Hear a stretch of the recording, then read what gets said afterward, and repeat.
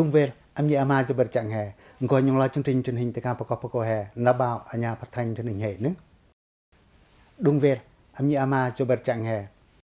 đăng xã cái rè thành phố hệ. Tên này nổ, cô phụ nữ nó xã mặc qua TV phong trào, ở đây bồn đã bắt được kinh tế nó bỏ bẻ, ấn lưới bồn đã hổm chứ nữa.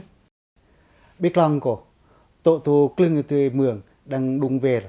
clưng phụ nữ ấn qua cho từ bồn đã vài tầm tổ tốt mại có làm tì cuối ấn lư rô lư cấm mỏng. Bồn đã tạ vài tầm kinh tế ấn lư vi cật bẻ. Tên bồn từ đã cái sổ, đó phụ nữ bồn đã tạ ấn cô. Cô qua từ bồn đã tạ vài tầm một sạc cái trẻ ấn ta lên ngày, cô bồn ta kêu bần đầy bị lửa chứ nữa. Cô hèm nhọc mọi cái mạng áo.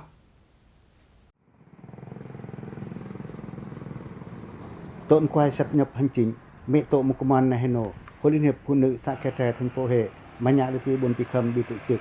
Bồn tươi đã vài tầm tụ ân lư rừng,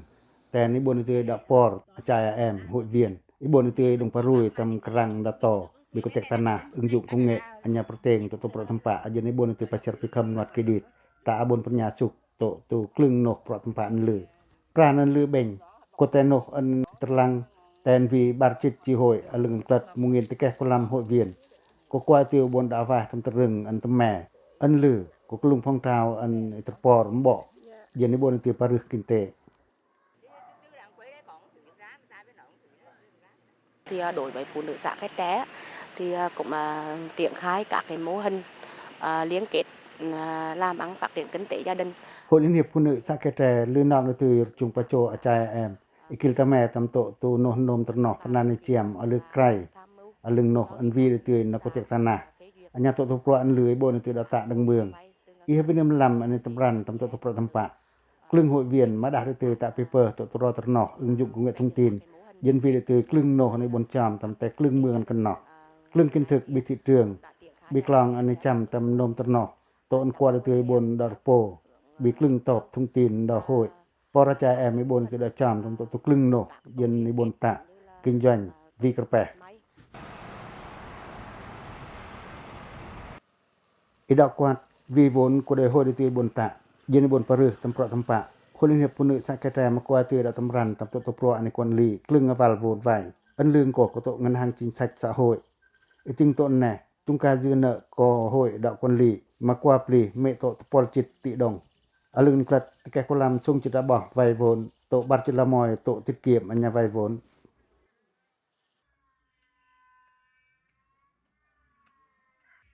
แต่ปนคนลำโตปัตจิตติแกเจียวดงอดาตละบอกอันกิดิตโตอันกลัดบุจิตละปวนไปโตปอลติดงอีบนตีดอกปอลกลึงอบอกอันยันบนกิลัดกิดิตวิหอยบนพิคำตำโตตุปรอันติลัดงอดกิดิตเบื่อนังเดียตุอันลือก็ตัววัลโวนอันตลายทำเพราะทำปะ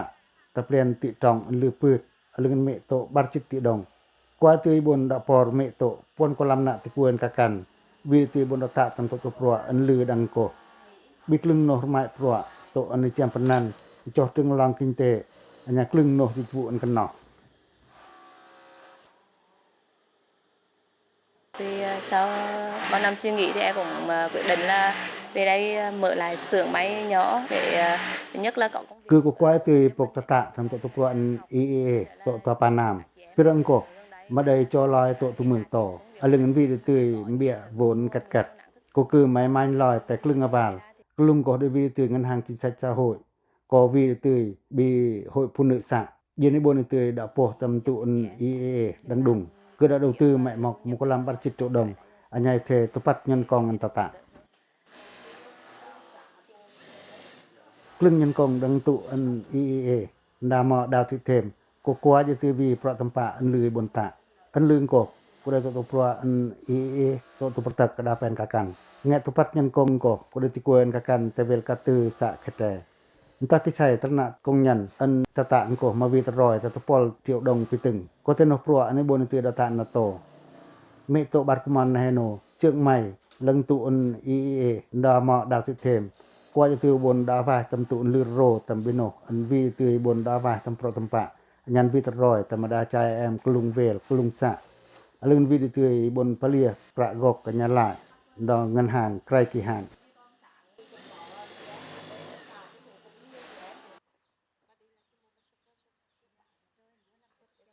Untuk liro kelung pro ani kwan li bivon dang khatang ko to pro an nong ti bon ta chung krai tam da klung to vai von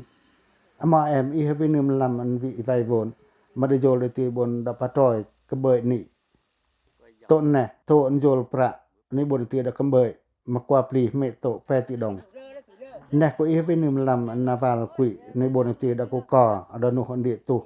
mà đi ta por ada punu ibon da avai tam tư duy quản trị tài chính ăn lư đa bỏ ăn hiện đại trong cái bơi dân ibon tư đầu tư lòi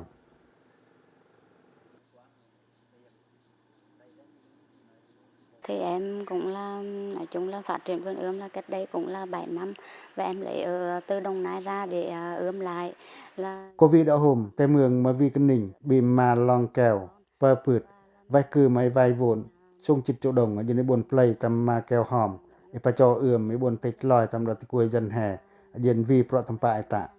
coi cô ân cử lưng này ta lai tam bi pro tam pa ada to ko de video ti no nei bon ti da tam bo tam lưng ka jo bon ta vai tam kinh tế ta bo ha pe bon cham pa ra da ka còn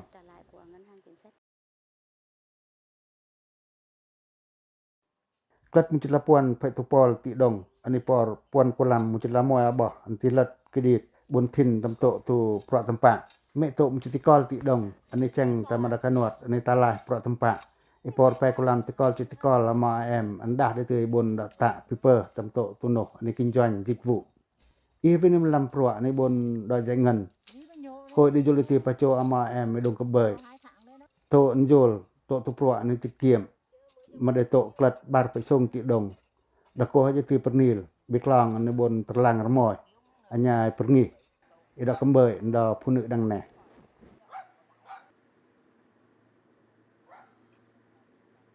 là tổ trưởng tổ tiết kiệm vay vốn thì chúng nói chung là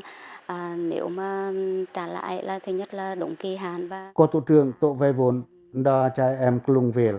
ko cứ đến nào từ chung pacho chai em mới đúng đây tama val vốn ở krai kening perchung đầu tư pro aneta ở vikrpe pacho chai em để bon palia tam pra gok kanya lại ở krai kỳ hạn nong ngân hàng ân lư đau hôm qua chai em đây tạ lư krai tam pira no nei bon từ đó tạ cự nó to. Nói chung là cả cái thì vườn thì gần nhà cho nên mình cũng tránh phun thuốc của mình. Luôn lử vì tiêu lên mò của tiệc ta nà. Cô cứ mà qua tiêu bọn đầu tư cho lòng ăn cả cái hàng ngày. Tên cô, anh bọn đã vài tầm tất cả là cái đợt. Ada pro anh bọn nông paru tầm lòng tòi ngày. Ito lử của vì tiêu cơ kinh tế. Tòi đỉnh, cái cái dụ cứ mà vì pro anh bọn đầu tư tầm tổ tu ngõ khỏi bọn tham mọt tầm tu clưng nó pro kinh tế anh gần nó.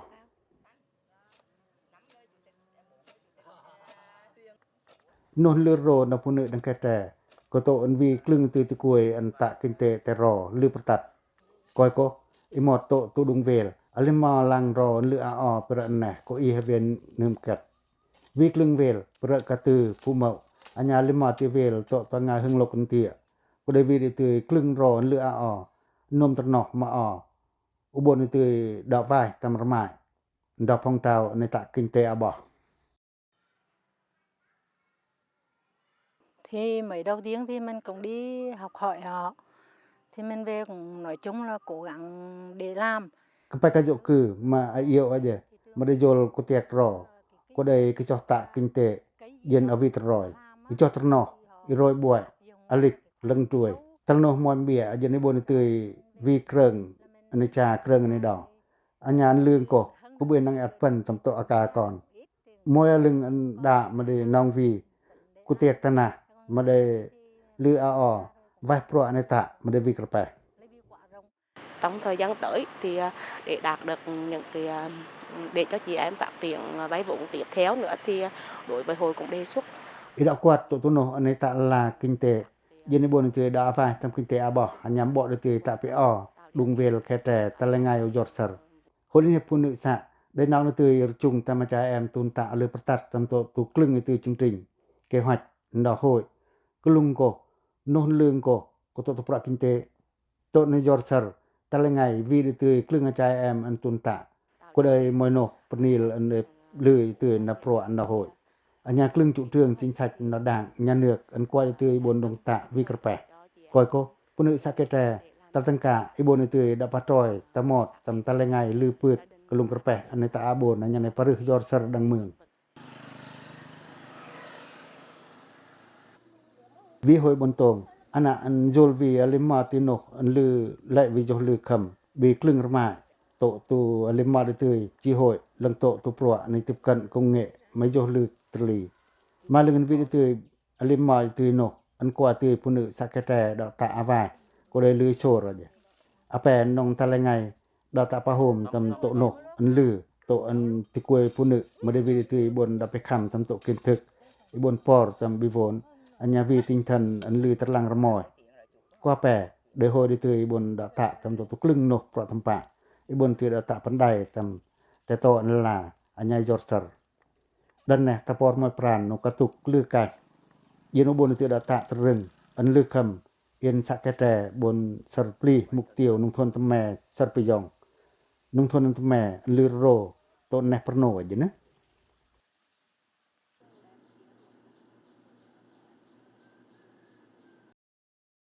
Dung vel am ya ma jober chang he alim makuman na heno alung vi de ta por ndo ngân hàng chính sách xã hội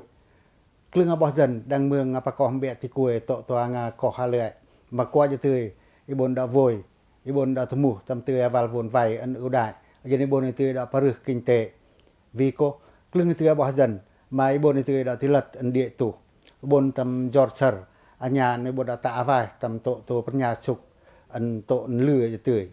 Biklong ko kanuat ani bon tui da pasir kedit to nga mương pa ko dang ne matalengai taltika ibon da ta avai lư kerpeh jene ko hanyong mo kamao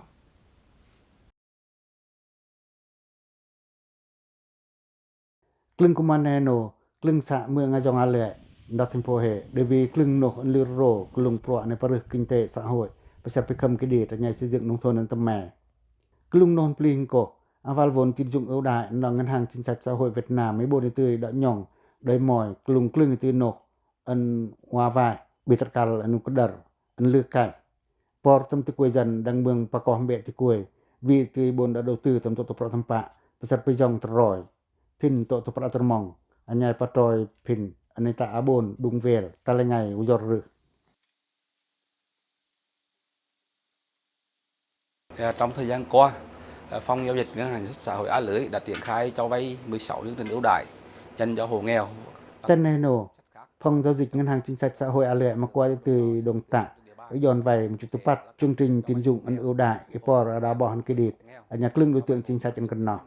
Klung ko, vì klung ở bỏ mương pa com bịa ti kuai đằng mương, vì đợi chương trình này dọn vay, ta mà đã bỏ hẳn cái đít, bỏ ăn uống cái đít,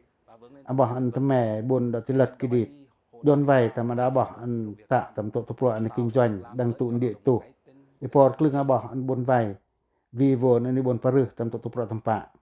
klung abah dang meung apa ko hambet ti kuai ma kuai tu dah đầu tư ita paper tam to pro tampa pasar pejong tam teroi anyai bon tu da paruh tam to klung no an tilat pikam bon da pejong tam teroi anyai bon por paruh klung no Leng to ni bon tu da jon vai jeni bon da ta pato tam to pro tampa ni ta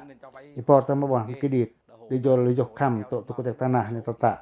bon cham tam to pro dịch vụ chem penan leng klung no pro tampa khen kan no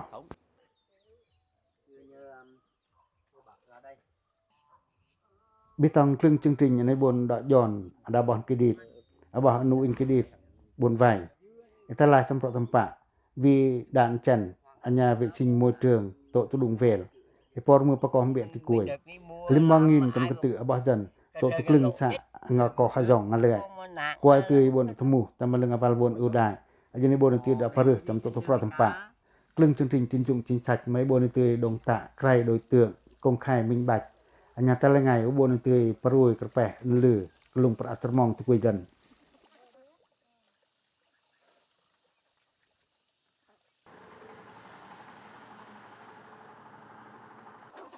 nè cô gia trai anh vì klung no đò amo hồ thị thâu tại viện ta kêu xã lệ bản thành phố hệ rất lại đò cô rồi alik tueta đò tật nọ tộn bên pran đò alik đòn tueta đò tật nọ mới lựa ở do này hôm tầm tổ tu pro anh lựa chia để tươi nọ mọ thâu Tepen nah vi itu bon data terengko. Ko dai to itu teno ani cham kecok tilat dia tu nda mak thau. Anyan vi tu tapor tam lư kerpe nda klung tin tan hội phụ nữ đăng mường. Rồi anh ta cũng mà nằm ở thầu mà buôn tật một cô làm xung 10 triệu đồng.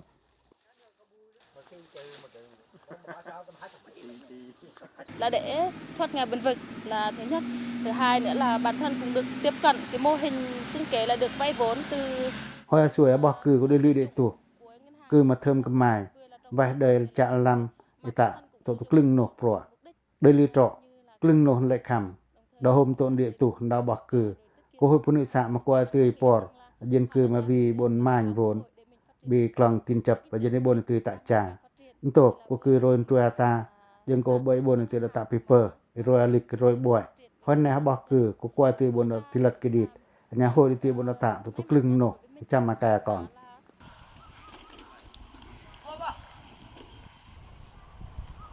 Tổ tục lưng xã Nga lưỡi. Aval bồn vay chính sách. Qua tươi ta bò lưng ở bò. Bồn đầu tư rồi krọ mbẹ. Alik hepakok.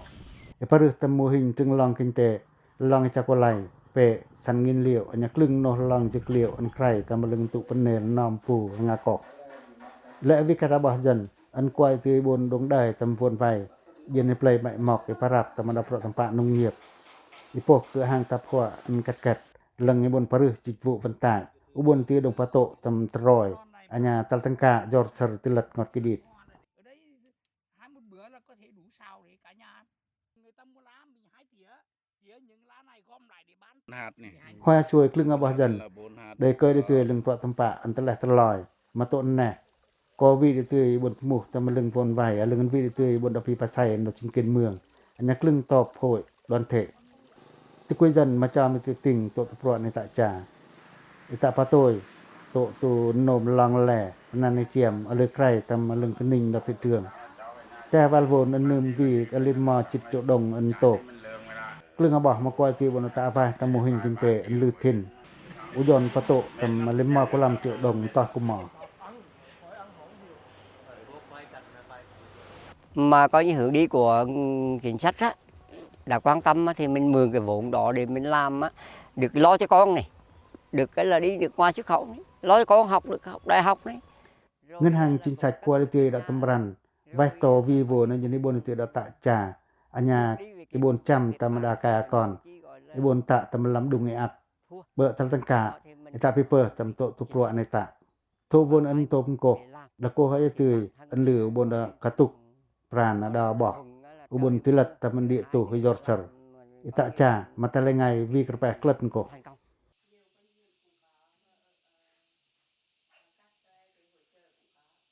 non lero na tunjuk chính sách to toa nga lưỡi ko pro ni dong ta ke chat taman lưng klưng no da klưng to tiết kiệm anya vay vốn nang mường klưng hội đoàn thể tự hội nông dân hội phụ nữ đoàn thanh niên hội cựu chiến binh ấn lư đi từ dong ta kaดึง tam bi vai trò ủy thác ở chung quản lý tam aval vốn ở nhà ni pi pasai thì quay dần ni dong đời ở krai kan ning coi cô aval vốn mấy bốn quản lý lư krai bui đọt tẹt tổ ni dong đời lưng nợ quá hạn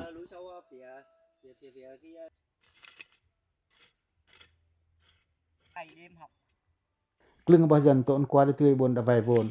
cô đây trong pergi tộn nổ ni tiết kiệm thì đã cầm bơi anh nhà tam barang tak tam ajen ibon paper tempat tempat tempat. Alima bah lejol ibon data tervoi tamaleng kleng to hep ta top ni tata ajen ibon itu repo tempat noh ani chang. Por tempat klang pergoh ada perdai. Neh je tu non lu terung ajen kleng mương tal tengka ibon data avah tam ketet tepte hep taksa to panga mương ngapa koh biat kuai.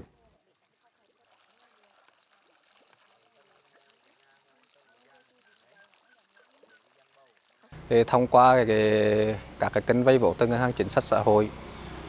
thì nhiều hội viên nông dân có cái điều kiện để mở rộng quy mô. Biết lương kênh vay vốn từ ngân hàng chính sách xã hội, lương bọc hội viên nông dân vì hội bọn đào tạo paper tầm tổ pro này tạ, paru kinh tế, đồng bắt tổ các kinh tế ajong, lương hội viên vay vốn ngân hàng chính sách xã hội, có đời đồng đời krai cân nình, anh nhà upato tầm các hành lử, coi cô. ครึ่งบอhội viên qua đi từ bồn đồng tạ tầm tổ cรึ่ng nổ lư rồ Bờ kinh tế tuần hoàn cho Nam Klung Dung bền rồi bội tụ hồ thủy điện chiêm pan nằn ý với năm làm này tại kinh tế ta lấy ngày giọt sờ Klung hội viên mà qua tươi và trôi ta mọt pràn tụ nổ anh này tại pan đầy anh này bờ kinh tế nó xạ hè ở lư bình vậy nữa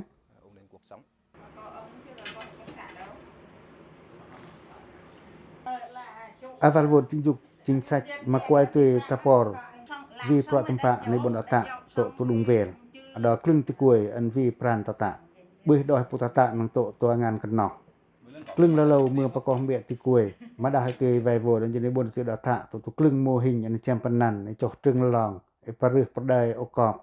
ลังโตอันกินจอนจิตวุอันกัดบิกลองโกอีบนตือกระตุกตำโตตุปรีอันใดกระจอกจอดเซอร์ดอตะกวยเมืองประกอบ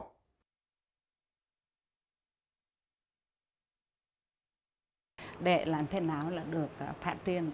trong cái hợp tác xã. Thì chưa hợp tác xã là phải chọn những người là Aval vốn từ ngân hàng chính sách xã hội, ô đạo pa cho tầm trừng, ấn lực cải, dân trai em mấy bốn đầu tư tầm tổ tục này tạ, vừa anh này play parai, play cưng nô nguyên liệu, vật liệu lử, lưng tổ anh này pipato tầm bị bắt đời này, ý với năm làm anh hồi từ limon vì cổ coi bay tạ linh cổ. Anh trai em anh vi vốnในđầu tư vài pro này tạ mà để vi cà phê ta por taไปเบ่ง hợp tác xã ta lấy ngày u giọt rửa tôn này hợp tác xã dịch thổ cẩm trường sơn xanh vì mẹ tổ một có làm anh trai em anh ta tạ anh nhàn vi từ bồn đã tạ vài tầm pro tầm pạ đó cưng anh trai em cần nọ nị ân lử của tổ pro này tạ vi cà phê cưng chương trình tiền dụng ưu đãi này chăng ởเมือง Apakok เบียติกุยอันญาเมือง Apakok กวยตือบนดาวายตำปรานตรึงเย็นคลึงสะอันญาก็หาจองอาเลยมาบนตะกะนวดในปรึกพิคัมกิเตxã hội มวยกลุงอลิมอติโนอันลือไก่โอตะอาวายตำกระแปดาวาลวนจิงซักตังอาเลยก็ได้โตตุปรัวอันในบนรจุงหมดตะโบได้ตื้อดากะให้ตรงจินติ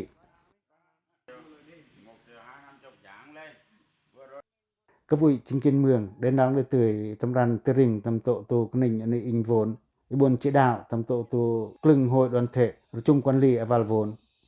อลึงโกให้บนเตยประชุมกลึงจึงจริงเคนนงตะพลกิทวดประตำปะตำรัตกุยจันก้อยโกประในบนน้องได้โวนอันนี้ดาวไวอิงโกอีเฮวิเนมลำอันในบนตะปอร์แต่จริงมาได้โยเลยเตยวีตะปอร์ตะแม่ตำโตตูปนิประตำปะในตะประสัตพยองตำกรังอันลือada tukui jan anta avas kite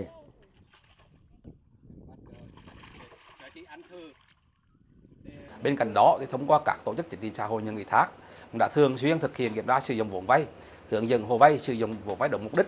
việc làm cưng tổ chức chính trị xã hội đọ vui ủy thác có đến nong tươi bồn tươi rình nhỏng anh này đài vốn pi pa sai bộ tươi ada bỏ anh vay vốnในบนองใดใครกันนิ่งอันนี้อิงไว้ประสัตพยองต้องกระแปหันลือโตในบนตรงใดโวนประชุมตรงตัวปลวในย้อนไว้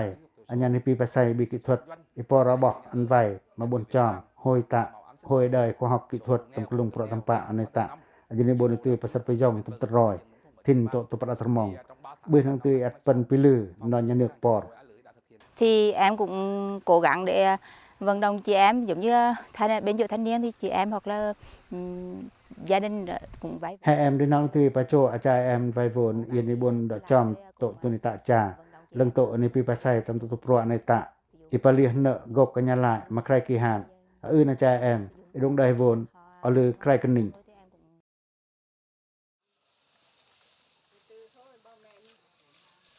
tên lư đang lệ u giònในโฮมtổ ti quy dần mấy bồn từ đã thu mục tam mal vốn khai cân nỉnh vì pi pa sai tam bị clongในtạ tràอันยันน้องตัวบนดอจุงดอจิงเกียนเมืองกว่าแปรก็ได้โหได้ตัวบนดอจอดสรติลัดกิดิตจิงแต่พรานตรึงดอโตกลึงบอกอันได้เดียก็ได้ลือได้เดียตุมาต้นแน่ก็กว่าจะตัววีตรอยอากาศกรไม่บนหอกขันดุงสู่มาออกกลัดสวย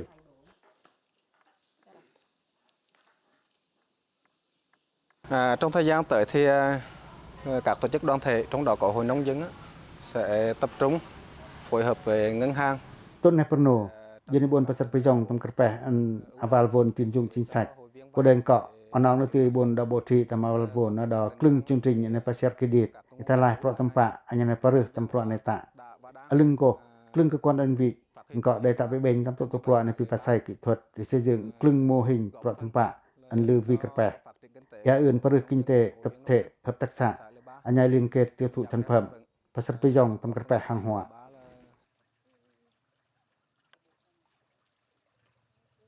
an lư to tu klung sa anga ko ha jong ale ma kwa tiêu bon da pa hom an lư rang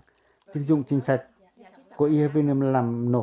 anu bon da jon nei vai ma jol moi no chính sách lư nhân văn nó đảng anya nhà nước jadi ni bon tu da vai tam klong an lư ada ti ko dân an kidit เมืองประกอบเบียติกวยอีบนติดปารึกินเตไปคำตำโตตุปะตรมองอันใหญ่บนติดปาเสียตำกลังอันดอกลึงเมืองโตอนาบาลบนไม่บนติดดงได้วีกระแปะติกวยจันบ่ได้ลือตีนวีติบนกระตุกตำโตตุปะในตะแตงโกตะปอร์พินอันนี้บนติดงกระดึงพิคำอันหนึ่งจริงติตะเตอันทอนสะโหยโตอังหาบินเจอ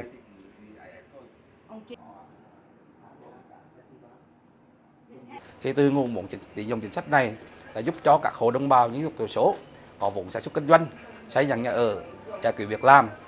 แต่บวลติดยุงจิงสักกลึงบ่เมืองประกอบเบียติกวยมากว่าได้ตีวีโวนโตตปรทำปะกินจวนอิตาตะแม่ดุงอีอัดอิตาลาตามโตตปรเนตะคำอันสินสะโหยโทอบอนเครดิตอบอนอุนเครดิตมาลือเชียร์ตัลกุมากลึงบ่อันบ่ได้ตีจอร์เซอร์ติลปิคัมเครดิตอันใหญ่xây dựng nông thônอันตะแม่ดังเมืองกลุ่มแปกสันตบกุมาบารงินและกุลามปัจจุปัตพองgiao dịch ngân hàng chính sách xã hội ale mà qua cho tùy bồn đỏ tạ dạy ngân ada mungkin por kulam topol chit kentu aboh an kredit anya klung đối tượng chính sách chẳng cần nọ lưng thô praในย้อนvai klet một kulam tỷ đồng tôn ne chung ca dư nợ đang phòng giao dịch ngân hàng chính sách xã hội ale mà bồn pri klet topol kulam pe chit tỷ đồng lưng mu chit nghìn te kulam aboh an vai đồng anya jol dư nợ chất lượng tín dụng đời lư nòng khẩm anya ta lai ngày đời lư bệnh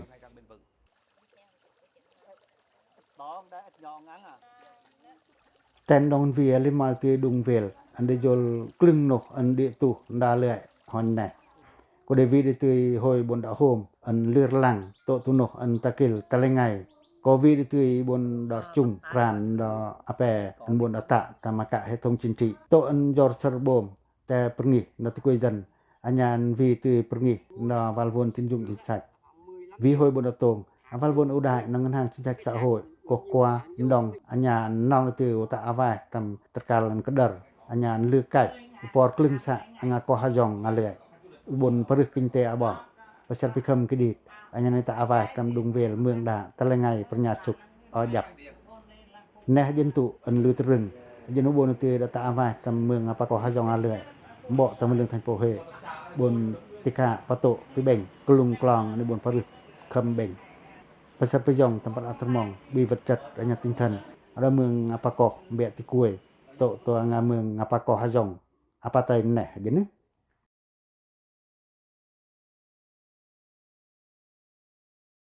dung vel amni ama jobat chang he alung an vi tu da ka soh jor sar da klung tu abah jan to nga meung apako be ti kuy na thành po he ko de no an lư tu bon da hom jeun klung ko de vi tu bon da pi tam to tu no an ta por pran da ngân hàng chính sách xã hội an coi tu da avai tam bon tu rừng an lư cải jeun chương trình truyền hình te kang he pako đang này content jeun hele ơn pa planyong ta tu nyong lai au ai pen